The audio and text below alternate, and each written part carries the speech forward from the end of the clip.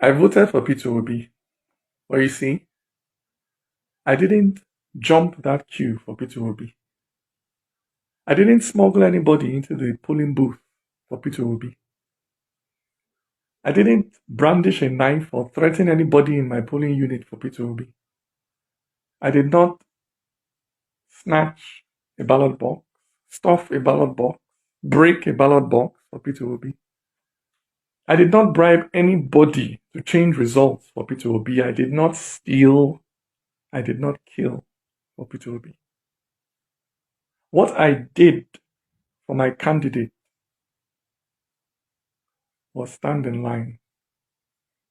From 8 in the morning on Saturday till 8 in the morning on Sunday. And when the sun got too hot and I thought of going back home, I remembered shot to death on the train to Kaduna. And I stood. And when the heavens opened and poured down rain and I thought of running to find shelter, I remembered. Stuck at home because of ASU strike. And I stood. Through my hunger, through my thirst, through my worry about whether the children I left at home were fine. I stood. Because what I wanted to give my candidate, what I ended up putting in that box was not a piece of paper. What I ended up putting in that box was my hope for a country where young people would not be so disillusioned by the actions of their own parents, of their own leaders, that they will be willing to risk crossing the Sahara Desert on foot just to escape. That was what I put in that book. That was what my presiding officer refused to upload. The future of that young boy who stood with me, who stood with us through the night, counting those votes. He was a first-time voter, pregnant with hope. But somewhere between our polling unit and the collation center, that boy's future was ambushed by a politician. A politician who used biro to cross out that boy's destiny.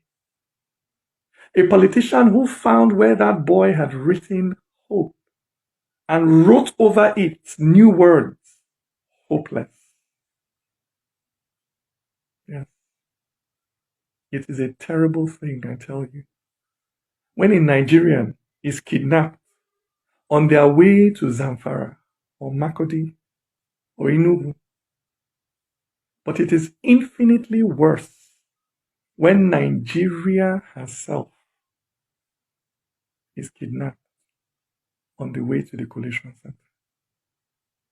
My brother, my sister, it is not Nigeria that has her foot on your neck.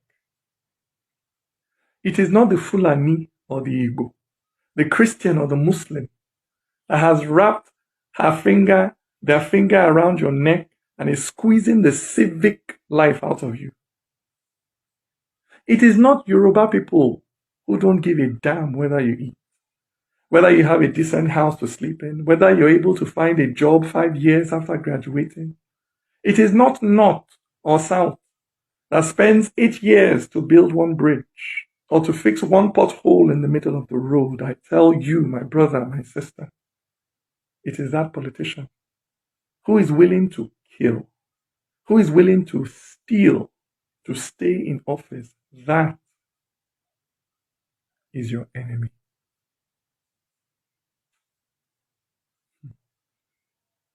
But like the serially abused, many of you have fallen in love with your kidnappers. And you admire the swagger of those who steal destiny. You admire the confidence of those who use the future of the Almajiri to fuel their cars. But not me. Me, I would rather be a gate man in heaven than a king in hell. Me, my heart will always be there, standing in line with that young boy, waiting patiently for that day when our hopes will count. Mahmoud Yakubu, count our hope. For it is bearable, it is honorable to lose in a contest that is fair. But nobody who steals political power will use it for good. Mahmoud Yakubu, count our vote.